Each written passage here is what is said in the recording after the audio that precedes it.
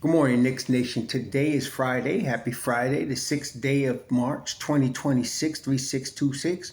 I hope that you're all safe and healthy today and your family is safe and healthy, and that the needs of you and your family in terms of food, shelter, clothing, as well as health are being met today. Blessings upon those that work in the area of health, along with first responders, every day trying to save lives. Those also pick up garbage, keep our places clean, and those that make deliveries for our convenience. Double blessings on the men and women out here trying to help rescue, deliver, and recover teenagers and children victims of child molestation and pedophilia. Those that are helping the people that are victims of prostitution, child prostitution, pornography, child pornography, human trafficking, and sex slavery. Double curses on all the perpetrators, profiteers, and perverts that create the demands that cause these industries to exist. Finally, double blessings on the homeless. More than 700,000 men, women, children, families, senior citizens, military veterans homeless in the United States of America, and increasingly more people homeless around the world. Blessings upon them, for theirs is the kingdom. There's going to be a basketball game tonight in Denver, Colorado. New York Knicks are playing the Denver Nuggets. Now, the Denver Nuggets are coming off the second night of a back-to-back. For Denver, it's a strange situation. Denver's pretty good on back-to-backs this year. They've won a couple of them. They've split most of them, and I think most teams do, but they've only lost a back-to-back in the beginning of this calendar year once.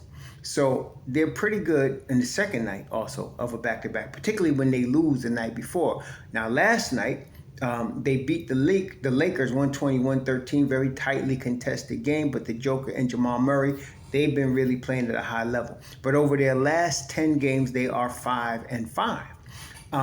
And the thing is, the weird thing about the Denver Nuggets is that the Denver Nuggets are better at home. Better on the road than at home. The Denver Nuggets road record is one of the best, in fact, probably the best in the NBA, 22-12 away. And they are 17-12 at home.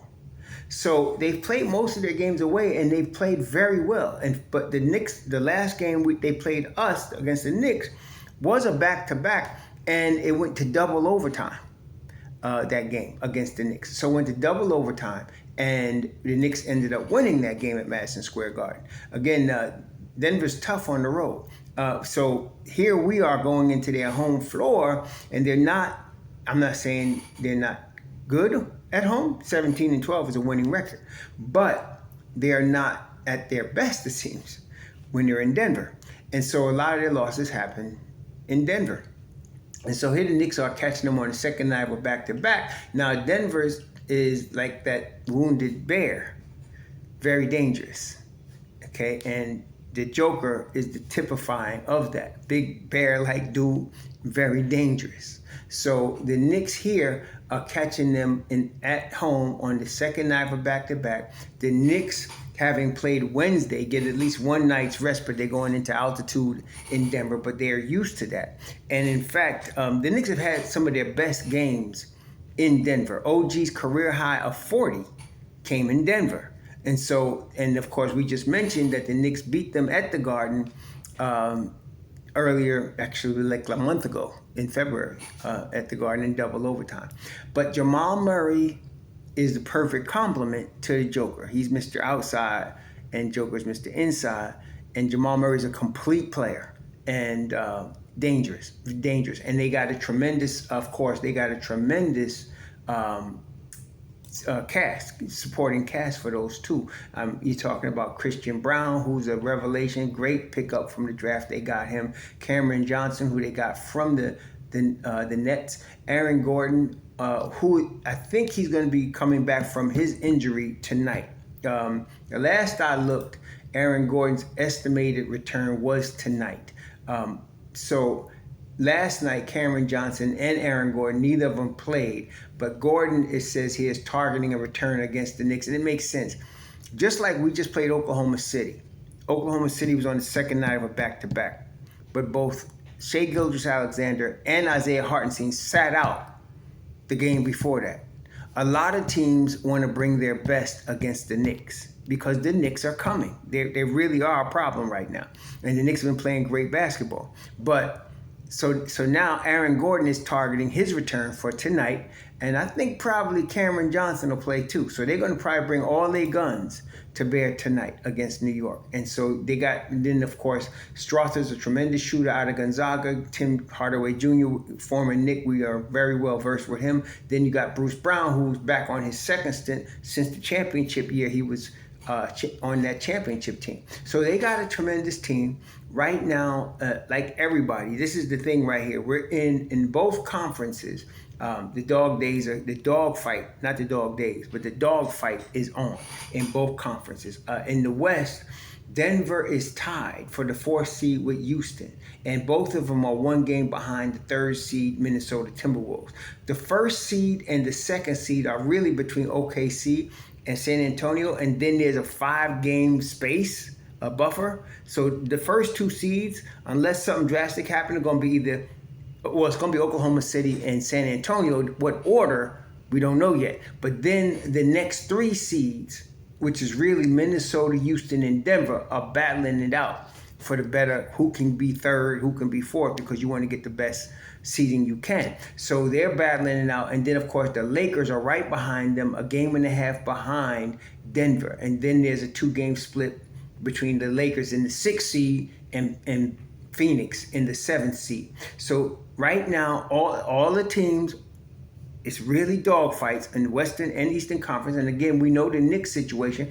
The Knicks are now in the 3rd seed, game and a half behind Boston, who is 2nd seed. And now, tonight we heard Jason Tatum is returning to Boston. This is perfect timing for Jason Tatum. I thought they would have a problem if he returned too close to the playoffs, having been out all season. Because having been out all season and then you're just trying to come back for the playoffs, you're going to throw off the team. But now he's coming back with Boston, and they got about 20 games left. That's plenty of time for him to get in the flow with this team and be ready for the playoffs. So Boston is just going up a notch, okay? Now, the Knicks with Boston are trying to battle for that 2nd seed. Right now, Detroit has a 6-game lead on the Knicks and a 4.5-game lead on Boston. It's going to be a tough road to hoe to hope that they lose enough games for you to catch them. It's going to be difficult. Not impossible, but difficult. The real battle here in the East is between 2nd, 3rd, and 4th seed. Toronto right now, the Knicks have a 3.5-game lead. Oh no, 4.5-game lead on Toronto. They got Cleveland has a 3.5-game lead on Toronto, and then of course the Boston Celtics has a 6-game lead on Toronto. So Toronto is fighting to stay in the top 6, whereas the Boston Celtics, the Knicks, and Cavaliers are trying to fight for the 2nd seed, and it's a dogfight all the way. Okay, any slip up can cause a problem for any team. So tonight, the good news though, on the side note, is, and then this is typical. Last week, Bondi claimed to have, basically they trapped Deuce and we got him on the record and he's worried and blah, blah, blah, and they put that vibe out there. What we need to understand is that the spokesperson for the Knicks that's in the media is Ian Begley. So when Ian Begley says something from the Knicks, bank it. And yesterday he said this very positive outlook that Deuce will be fully ready for the postseason. And they've been very positive the whole time. And he said it's a 6 to 8 week. They initially said 6 to 8 weeks. And I'm telling you right now, 6 weeks will be around the 21st of March. And I'm telling you right now, I would not be surprised if he's ready to play then. I would not be surprised because, again, I told you at the time Bondi put that BS out there because, you know what, this is the thing, y'all. As I always tell y'all, it's not about reporting now. It's about clickbait. That's what journalism has become. It's become clickbait city. Part of clickbait is gotcha questions and gotcha answers and gotcha. What do I mean by gotcha? See, you said, or see, this is what he says. And it's always a clickbaitish situation. Ian Begley reports what is. And if he don't know, he'll say he don't know. But if he tells you this is what I'm hearing, guess what? That's what's happening. The Knicks use him as the mouthpiece. Okay? And so when they want to leak something, it's going to come through Ian Begley. Like we were hearing about Jose Alvarado at the time of Deuce McBride's ankle injury. That was purposely done. Okay? And so the week that we get Alvarado, Deuce has surgery. Purposely done. Okay? You can look back and see that. When you hear other people who don't have that access start to say stuff, you can disregard it. They're guessing, which means they could guess right, like somebody trying to hit lotto, or they could guess wrong. But it's for clicks. It's not for truth. Ian Begley said yesterday the Knicks are very positive about the readiness of Deuce McBride. This is good news. And so tonight against Denver, they're not going to have Deuce, but they will have the full contingent of 9 players, which your bench team, of course, Kumo D, Mitch Robb, Landry Shamet, and Grand Theft Alvarado. They're going to have that. Okay? They're going to have that. Sohan, I don't know. It depends on the situation, which says situational. Okay? Situational. That's what it is. Kumo D, the more he plays, it seems like the better he gets. The more he plays, the more confident he gets. I don't think I'm the only one that notices this. I think Mike Brown, more importantly, notices this. So we're going to see Kumo D get some minutes today in Denver. Of course, as I mentioned, OG Anunoby has had his best games against Denver, and they match up well with Denver. You're starting with Cat. Now, nobody can guard the Joker. But guess what? The Joker can't guard Cat. So that's an even. Then you got Brunson and Murray. That's an even. Both of them offensively tremendous, and both of them assassins. Certified. That's an even. So now that's why you're talking about Anunoby. And of course, the ball needs to be moving for you to get Mikal Bridges involved. And those of you, some of you knuckleheads, it drives me crazy. Josh Hart needs to be out of the starting lineup because he can't shoot. When you have the temerity to say something so stupid, it shows that you're short-term thinking and trying to make long-term decisions on short-term problems. Josh Hart has recently had a shooting slump. He's a 38% shooter from 3 for the season. He was over 40 most of the season. And he's going to get back to that.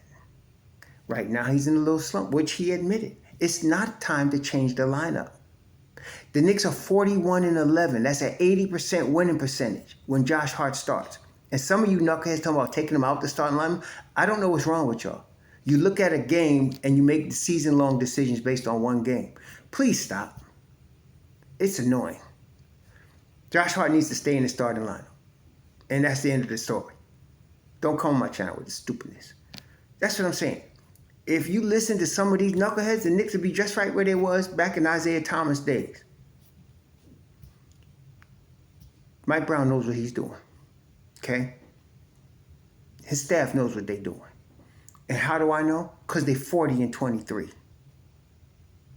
You can't be 40-23 and not know what you're doing in the league. This is the league. Okay? It took him a while to figure out his rotation. But now the final piece in Kumo D is set. And they flowing. Leave it be. And I mean, when I say leave it be, I'm not worried that Mike Brown going to listen to you knuckleheads. I'm just concerned with hearing your garbage on my channel. Because it's annoying. Stop being annoying. Anyway. So now you get people like Kumo D, Mitch Robb, Shamet, Alvarado. See, I mentioned that. The bench, right? Because the Knicks bench, in my view, is better than the Denver bench. Just flat out better than the Denver bench. And that's going to be key today because you know it's going to be a standstill between the Joker and Cat. It's going to be a standstill between Murray and Brunson. Brunson's got to remember, don't try to fight Murray one-on-one. This is not a personal game. Pass the freaking ball. Especially give the ball to Cat. Then everybody else, Mikal, OG, Hart, off ball, which they usually are. Denver may let Hart shoot. And I'm telling y'all, one of these nights, the team's going to pay. And you're going to allow Hart not just to kill you that night, but to get back in the 40% flow. It's going to happen. This is the league. By the way, happy birthday. to Josh Hart. He's just turned 31. He's in his prime. And this is another reason we got to get this chip now while we got him in his prime. Okay? But they may let Josh Hart shoot. Everybody tries to take away what they can and leave open what they feel confident leaving open. If they let Josh Hart shoot, fine. I'm comfortable with him taking a lot of threes because eventually he's going to start nailing 40% of them again. And it does happen, and it's going to happen. It's just a matter of time. So that would give us an advantage in my view. Now, on the other side, Denver, shoot, they got a squad of shooters. They're going, Christian Brown is a shooter. We know the Joker could shoot. We know Jamal Murray could shoot. These cats can shoot the basketball, man. Matter of fact, let's take a look. Their team average is 39% from the three-point line. That just tells you these cats are dangerous. So there's really nobody you can leave open on the Denver side and hope that they miss. Jamal Murray is at 33. They got Cam Johnson at 41. Tim Hardaway Jr. at 40. Aaron Gordon at 40. Yoke the Joker at 40. Bruce Brown at 36. Strother at 33. He's coming off the bench. Valanciunas at 32. You kind of expect that. Christian Brown is their weakest one at 28. So they may let him shoot threes. Okay? He is the weakest one at 28%. He's in the starting lineup. So that would be the guy that you want to leave open if you're going to leave somebody open and double a Joker or double Murray to keep them out the paint, right? And get the ball out their hands. You might want to leave Christian Brown open. But Brown is big, strong, strapping boy. He tries to get to the hole more than anything else, right? He's 50% from the field. That means he goes to the hole. He's not a good three-point shooter. He only takes 3 a game. But this is the New York Knicks, right? Everybody tries to be Stephen Curry against the Knicks. So the Knicks still have to guard that offside three-point shot. The Knicks been doing very well at it in the last 20 games. Number 1 defense in the NBA in the last 20 games. So they have to continue to guard. Not just for tonight's game, but as a practice going forward, guard that weak side man.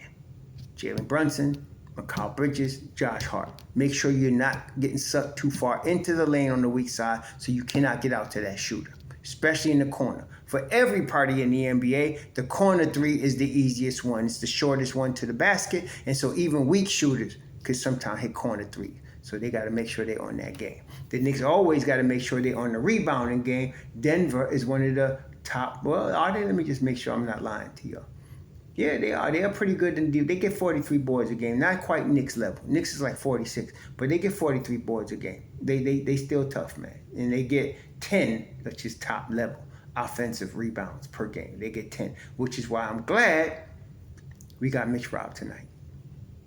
Because they good, right? And they got some guys. They got Valanciunas and they got Joker. Listen, Valanciunas is a big dude, no doubt. Big dude, man. He's a big dude. He averages about 8 boards a game, 9 boards a game. But he too slow.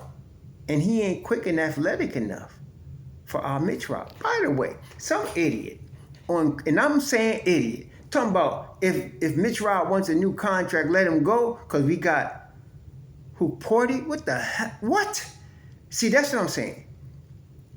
Porty and Mitch Rob are both about 7 feet tall. Both have 7-foot wingspans. Both athletic.